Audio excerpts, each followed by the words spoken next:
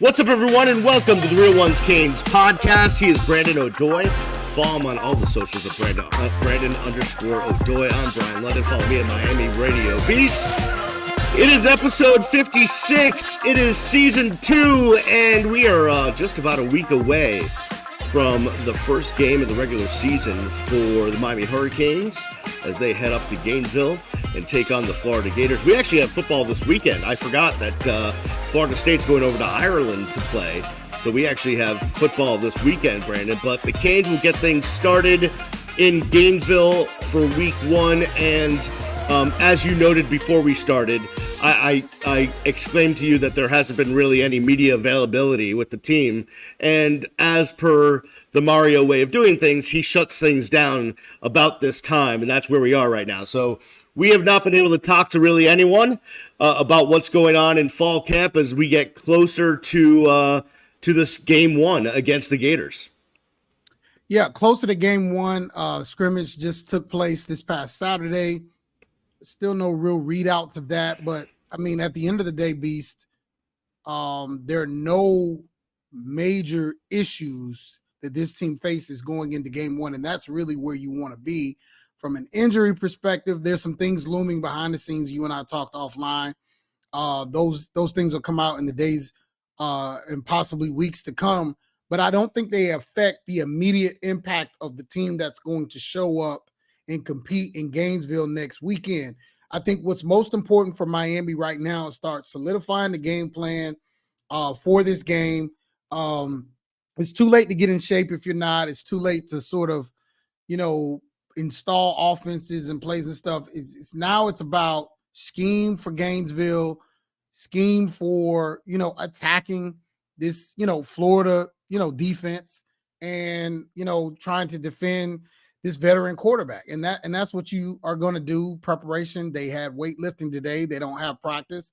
And they're off tomorrow. So I think they're reloading for the weekend. They'll come in Sunday and start putting the plan in place and get ready to play next Saturday in front of a nationally televised audience and probably a big home crowd.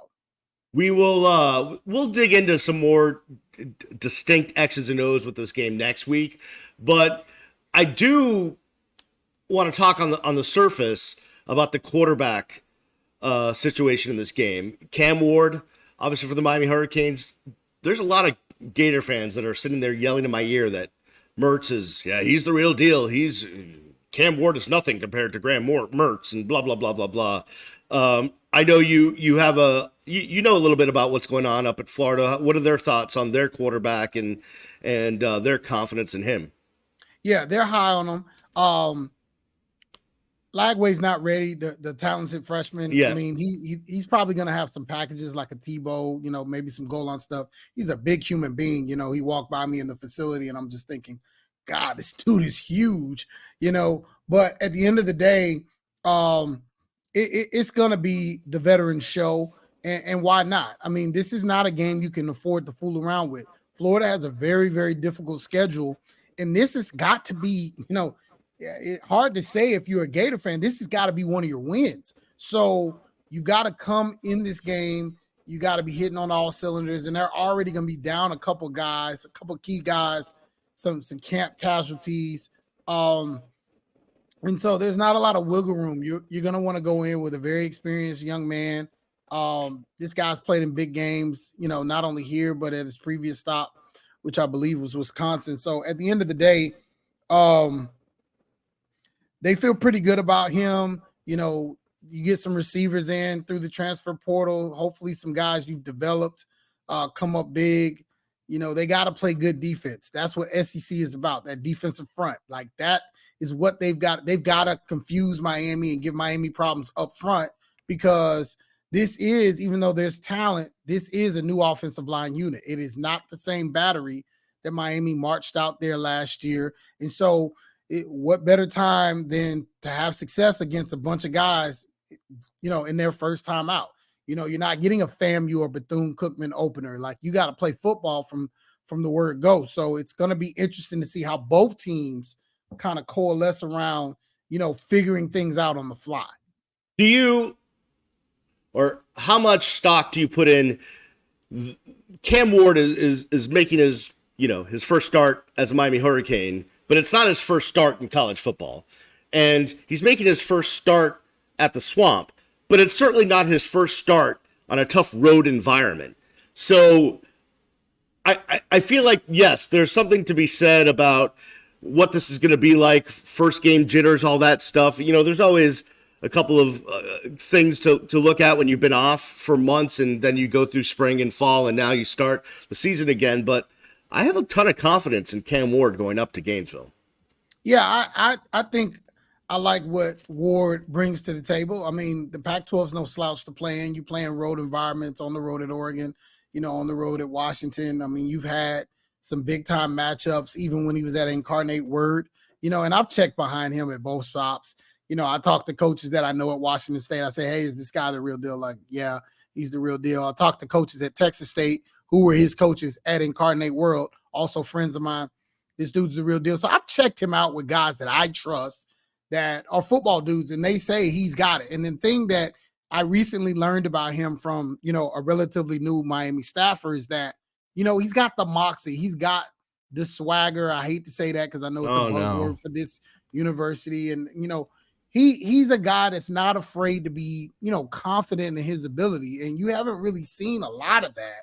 You've seen guys running their mouths and talking, but they never brought the play, to kind of match with an Ed Reed and, sort of the, the legends of this university and this team and program. So they say that he's in that type mold. So he's not going to get shook. I think, Martinez comes in with a ton of confidence. What he did last year, he's being highly touted. He posted a picture on social media of him running away from, presumably the defense, and it was the first team corner. So it's like, I mean, he's got speed. So there's a lot to like. I think what you want to do early on is not make mistakes, keep it simple, kind of establish a flow. I think if you can start running the ball and having success early and then sort of airing it out, I think that's kind of where you want to start if you're the Hurricanes. But I definitely wouldn't get too cute too early. But, this team has to establish an identity because, I mean, what was it under Tyler Van Dyke? I don't know what the offensive identity was. I don't know who we were trying to get the ball to outside of Xavier Restrepo. And defensively, I probably have more of an idea of what Lance Guidry was trying to do. And he's got to do that. He's got to put pressure on the quarterback. He's got lots of tools, lots of, guys who can, accomplish that. More concerned about his group on the back end with the new DB coach, Chet Jackson, not really concerned about the linebackers at all. And, I mean, the game will present itself by the second quarter. By halftime, we should know pretty much, what everybody's all about. But, there is some question marks for both teams. That's the beautiful part about tough openers. Miami's played in a bunch of these, big-time games to open the season, whereas some years you'll play a cupcake. You go through the motions for the first two games before you really have a big challenge. Miami has certainly done that, but Miami has also played huge, under the spotlight games to start the season. And I'm always, as I'm walking into the press box for all these games, I'm always like, how much of the offense are we going to see? How much of the defense are we going to see? And I just feel like this game is so important.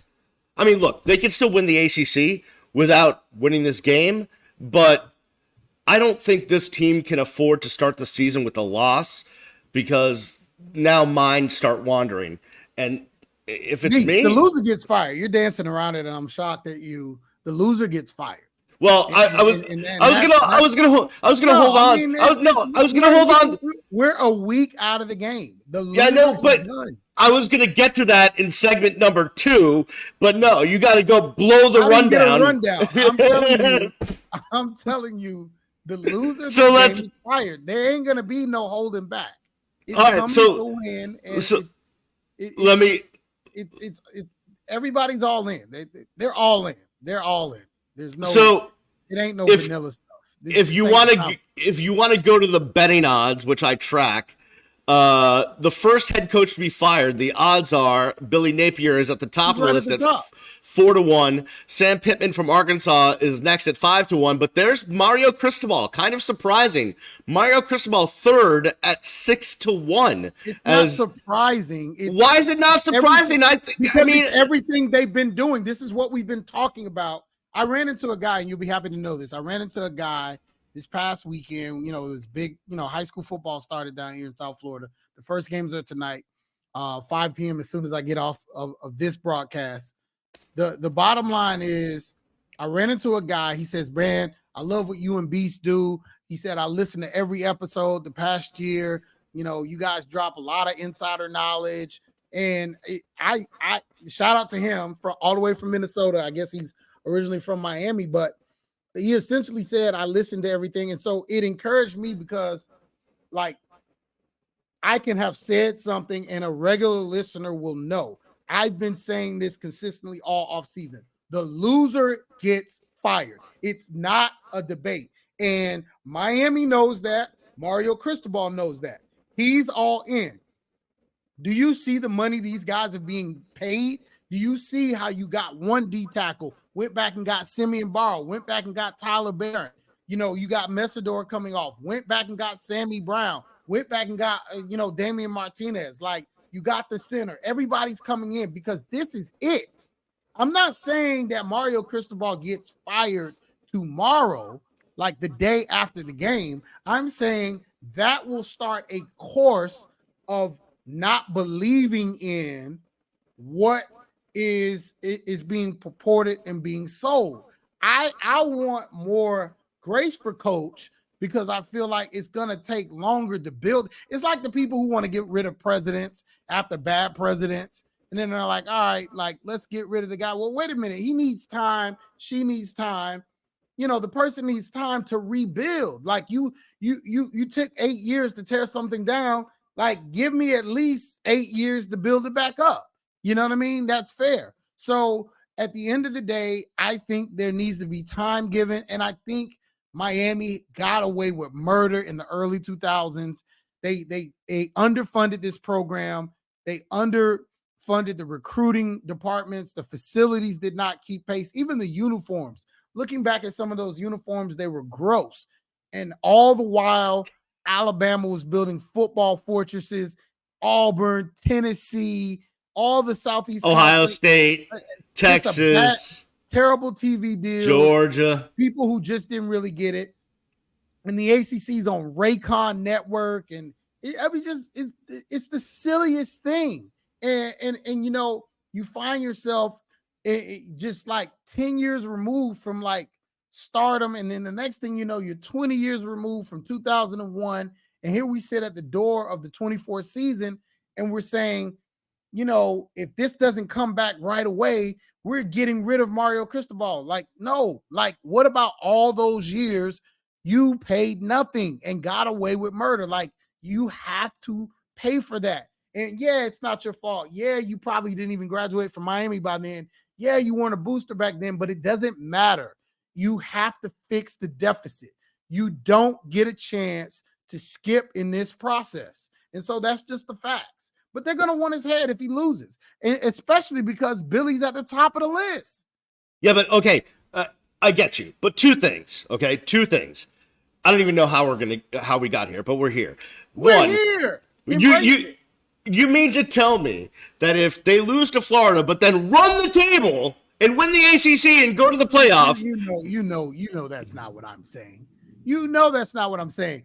But if you lose this game, you don't have a game that you can replace this game with for quite some time. You don't get a chance to play Virginia Tech or someone meaningful so that you can take the itch off of losing this game. You get Florida A&M that comes in, you'll win. You get Ball State that comes in, you'll win. And, there's not going to be a lot of quieting down. You don't want to do that. You want to beat these guys, coast to those first couple of wins, and get ready to go on the road to that super trappy game. Blake James, what are you doing? Whoever scheduled USF at USF. Like, I mean, just like it's nightmarish. You've got nothing to gain. That By the way, unless you want to claim that going to play USF on the West Coast, you're trying to get IMG guys. About West Coast recruiting, we don't need this. Listen, Miami is too established to go over. Nobody who has I ain't gonna say that because Alex Golish is a great guy and a dog recruiter, but it's not the same level of University of Miami, and he would say that, with recruiting. So even though they have great staff, Ify Levy, shout out to all those guys, DVD and my friends over there. But, this isn't a game that should not be played in Hard Rock Stadium, but that's not their fault. So now if I'm Coach Golish, I'm like, yeah, come on over here thinking it's sweet because we're going to knock you off. I almost got rid of Saban. You work for Saban. I can work through you and I can shut down this dream season you think you're going to have. All right. But let me ask you one more thing my head hurts from everything you just said. My head is spinning. It hurts. I need 2 Tylenol, a couple of Advil, and maybe a cup of coffee. Listen, buckle up. I don't want to hear your excuses. It's time for the season. And we're going to be sitting right next to each other, and I'm going to remind you of all these things. You better hope Mr. Arroyo has the season of his life. Although, I will say, and this is off topic, I was told he looks good. He does. It's my boy. Listen to this. That's my boy. He's one of the best pro prospects on the team. That's what I was told by a UN. There you go. I can't wait I'll be looking at you in the press box. Meanwhile, do you really think you should only wish? Brandon, they owe Mario Cristobal so much money. You just talked about decades of not spending money. You're gonna go buy him out. You're gonna go fire him and owe him all of that money and have to pay another coach? Okay, no chance. No chance. No. Watch this. How about even worse than that? You keep your job, but they take your resources. So you get a quiet firing. You don't get NIL. You don't get the money. Well, that's just stupid. No. That is amongst. Listen, I'm telling you, there are more than one way. There's more than one way. What? So he quits? No, you making $8-9 million a year. You gonna quit a job? No, you gonna try to figure it out another way. But you gotta understand. I don't know how patient these guys are going to be. It's not my money. I can't tell you. If it were my money, I would say, look, I'm going to give you 2-3 years, figure this thing out, who we got to pay, how much do they need, et cetera, et cetera. How patient are these guys going to be? This is an in-state rivalry. All these guys have buddies. Their buddies probably went to UM. Their buddies probably went to UF. They all meet. Oh, we're going to kill you guys. We got the new Heisman candidate quarterback. We're marching in. You guys are on the ropes. Your coach is about to get fired. You guys finna get your money up because you got to buy him out again. Your third coach in however many years. We're spending money to get our kids in the NIL. You guys are spending money to fire and hire new coaches. Like, these are the conversations Booster have. I don't want to bring you into that world, but you got to get into the real world of college football. So now, if the Miami Boosters go in and they lose, okay, now this is another thing. Yeah, we are not putting up the money to fire Mario. We're not buying him out, and we're not bringing anybody else in, but we'll do one better. We'll hold our money because, see, all of a sudden you have to understand, where did all this money come from? Where did this money come from? How all of a sudden does Miami have all this money? Where's this NIL? Have you ever asked yourself that? You're a University of Miami alum. Have you ever asked that question? Where's the money coming from now all of a sudden? That means it's always been there. And that of course it has. So listen, so that means they can pick and choose when they want to administer it and when they want to pull it back. And so what I'm telling you is there are lots of ways to get fired, and they don't mean losing your job. It could mean, hey, we're going to turn off the faucet. I need to catch my breath. So on that note, we're going to take a break. On the other side, I got a couple things I want to talk to you about. One has to do with NILs tangentially, and the other thing is I know you've been making the rounds and are making the rounds around the high school games. I want to see what has caught your eye so far. We'll be We will be back after this. It's the Real Ones Canes podcast. Welcome back to the Real Ones Canes podcast. He is Brandon O'Doy. Follow him on the socials at Brandon_O'Doy. Follow myself, the Beast, at Miami Radio Beast. Make sure you follow the podcast at Real Ones Canes. Subscribe to the YouTube page. Subscribe to the podcast wherever you get your podcasts. Get your information here. We think Brandon has possibly maybe brought it down a couple of levels. He was out there in the last segment. It's okay. It's okay. You just don't like the truth. No, I love the truth. I love the truth, and I love when you get animated. Speaking of the truth, and this has to do with NIL, and we were kind of talking about NIL a little bit during the break, but Life Wallet, John Ruiz, they're going through some financial things. I think the important thing to get out there is that, yes, he was involved early on, and that run for the Canes basketball team with the Final Four probably happened because of Life Wallet and John Ruiz, but they're not the major players anymore. The Canes Connection, which is the collective for the Miami Hurricanes, they've taken over. They are making sure that all those Life Wallet kids are getting the money that they signed up for. We're not having a Florida situation where a kid signs up for an NIL deal and doesn't get the money and then ends up having to transfer and blah, blah, blah. That's not happening at Miami. So from an NIL standpoint, everything is copacetic and good as it relates to the Miami Hurricanes and NIL, despite what you may read in the news about Life Wallet and John Ruiz.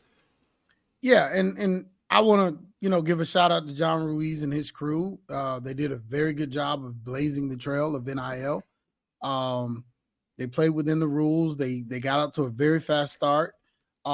He was not the only guy giving money. His company just was the face, and a lot of boosters were comfortable with that. They didn't want to be known, and he did great things for this university, and he's one of the reasons, I believe, Beast, that Miami is so ahead of the game when it comes to the collective and the understanding of how finance works and kind of managing budgets, and also having rules in place. His kids actually had to do things. They had shoots, they had responsibilities, they had social media things. So, it's sad to hear that he's not doing well, because as a fellow entrepreneur, we know what that's like to struggle. And, but I mean, he's done amazing things for Miami, of which they have to be eternally grateful for, because he is, the precursor to all of this NIL stuff. And it would not just at Miami, but probably nationwide, and he might not ever really get the credit he deserves. But Miami is where they are because of John Ruiz. There will be a 30 for 30 there. There can be no doubt about it. Yeah, no, Billy Corbin's probably shooting something right now. If not singularly about him, he will be a big segment in a bigger, broader, what brought the U back or something, So yeah. The other thing I wanted to get to is the recruiting never stops. The high school kids are always out there. Bryce Fitzgerald, the outstanding safety, one of the best players in the country from Columbus, kind of zigged when everyone thought he would zag, and has picked Miami. That seems like a huge pickup for the Canes. I think he was a very underrated guy. I saw him play once. The first time I saw him play, I was like, wow. I said, this kid can do it on both sides of the ball. He's electric. I was like, you can't miss on this kid. But I never thought Miami would get him. I really didn't. When I saw that, I was at a game. I was at a high school football game when I saw that he committed to the Hurricanes, and I thought to myself, wow, that is impressive, because I was for sure he was going to Florida State. And I talked to him at our media day, the Football Hotbed Media Day on August 3rd. I got no indication, no sense. There were Florida and Florida State writers there. I got no sense, and they agreed with me that he was coming to Miami, and he picked the Canes, and that's a big deal, because Coach Cristobal has put an absolute fence around his former alma mater, Christopher Columbus High School, and so with his sons newly enrolled, I think his son Mario Jr. caught a touchdown pass in the JV game last night. Yep. That's an awesome place, because he can be there now, like full circle. Like, if the Canes are smart, they will feed guys to Columbus, because all they got to do, is go into the school and they can be there nonstop. They can recruit them anytime. And, the other thing that's going to be a superpower for Coach Cristobal moving forward is because his sons are high school football players, he can be on the 7-on-7 circuit. He's already been on it somewhat, but I think you're going to see his involvement grow, particularly with South Florida Express. And I think that you're going to see him, moving and grooving as a dad, as a parent, but also as a recruiter. And that's very dangerous. I mean, him having a chance to kind of be in typically prohibitive places because of the allowance that the NCAA gives, when you have, an actual relative. It doesn't even have to be a son. It could be a nephew. It could be a cousin even. So several college coaches this past weekend at Trask Powell, and they had exemptions based on, just relational. When you have somebody who's, your son, I mean, that's easy and clear cut, and they even have the same name. So at the end of the day, big get with Bryce Fitzgerald. I'm very, very high on this young man. I think he's the future of the Canes backfield, ball hawk. He could play receiver as well. He's just really, really talented, and I think that's an amazing get. And props to anyone down there in Coral Gables that had anything to do with that, because that impressed me. I don't get impressed very easily. That impressed me. There's no way that I thought. There's two things that have impressed me, and I've been like, wow. Getting Cam Ward to flip back from the NFL, and especially given the sort of whiffing that Miami was doing at other big time portal, quarterbacks, and no offense to Reese, but it was like, we're getting a kid from Albany. Like, I mean, this is not, it's not the FCS. So, when you are able to, and they were so confident, so calm, so patient, so relaxed, and they reeled him in. And same thing with Tyler Barron. And I told you, Beast, I said, man, this just has to work. The numbers just have to work itself out. I was privy to some behind the scenes, and it was just like, they were just too far apart on numbers. And so, Miami doesn't give up. Like, they do a really good job down there of negotiating. I'm not saying they're the best, but a lot of people say, hey, look, you don't want to get down into a Final 2 or a Final 3 with Miami. Coaches outside of Coral Gables fear that, because they know when you have the power of the purse and a kid, doesn't really mind and can see himself at 2 or 3 different places, Miami's one of them, chances are real good you're going to lose. Yeah, I mean, when you put the power of the purse, as you said, and you bring that along with how just tenacious Mario is in recruiting, you put those two things together, and you're going to do pretty well. But not just him. Like, I mean, he requires the entire staff. He requires that. I had a staff member tell me I've never had to be as committed. And this dude was a known recruiter. He's like, I never had to be this committed to the recruiting process. And that reminds me of the Alabama days, the old days where they'd sit in the conference room, scripting out, handwritten letters to recruits and really digging in deep. And like, literally they'll win the national championship, and the next morning at 8:00, they have a recruiting meeting. Because signing day is coming up in February. You know what I mean? So it's like, I mean, it just, he's approaching the game way different. And it just, the question I think, Beast, is this the year? Well, we'll find out. I mean, evidently, if they lose the first game, it's not, because he'll be fired. You do not like to listen, man. You love to, but that's fine. That's fine. Hopefully we don't have to find out. Yeah, no, true. Hey, I want, just before we get out of here real quick, I know you go to see 7,000 high school games and keep track of your hotbed kids and all this stuff. High school football has started. Just what have you made so far? What are some things to look out for? What are you seeing out there? Well, Teddy Bridgewater, he's in from the Detroit Lions. He grew up in Miami, from the Bunch Park, Miami Gardens area. He goes to Miami Northwestern. He stars there, goes to Louisville, even though he was committed to the University of Miami. Yes. That's a whole nother story. Randy Shannon and I talked about it. It was so interesting. But he's a guy that went to Louisville, had a lot of success there, goes to the league, gets drafted, plays in the league for 10 years, basically was like, hey, I don't want my kids to see me leaving on a stretcher. Almost had his leg amputated, because people were like, man, you're young. You can still go out and sling it. He did it during the spring game. Yeah, And so he comes out in his first game as coach. It was a week 0 kickoff classic. It doesn't count on the record, but put up 40 points, as an offensive coordinator and a head coach. And he plays tonight at 8:30 or something like that, right around the corner from me at Coconut Creek High School. They will play Coconut Creek. So it's a situation where, he's got some real talent, and it's just one of the biggest talents is Javari Flowers. He ran a kickback 98 yards. This young man is a 10-4 100-meter state champion. And so it's a situation where Miami's got to get in early. He's a 2026 defensive back on him. There are a lot of other, big guys to watch out for. But, also last weekend, you saw Miami Central, the juggernaut. This is the team that, Ezekiel Marcelin, who is the Mike linebacker commit for the University of Miami. He plays for them. And there are some other guys that Miami may be looking to flip later on down in the process, particularly defensive lineman Floyd Bacard, who's currently committed to Oklahoma. So, there's a lot of storylines coming into week 1, the official first week of Florida high school football. We'll get that kick started tonight. And, Hurricane coaches, they've got a pretty good class locked in. There are a lot of guys in there. It's a top 10 class up to this point.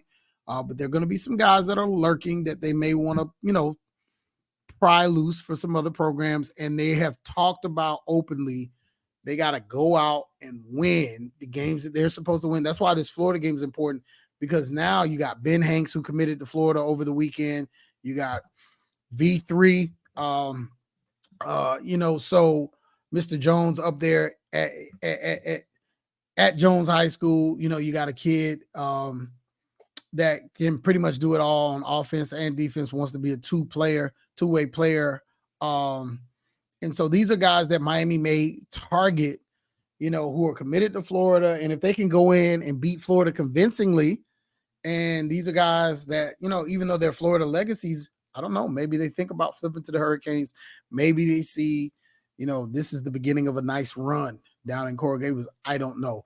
Recruiting is such a funny business. And I'm thankful to the God of heaven that I do not have to cover it full time, because the guys who do it, the Marcus Benjamins, the Gabby Urichas, all the guys who do it, God bless them, because these kids change their mind a million times. NIL kind of makes it super unpredictable, and you just never know what's going to happen. Yeah.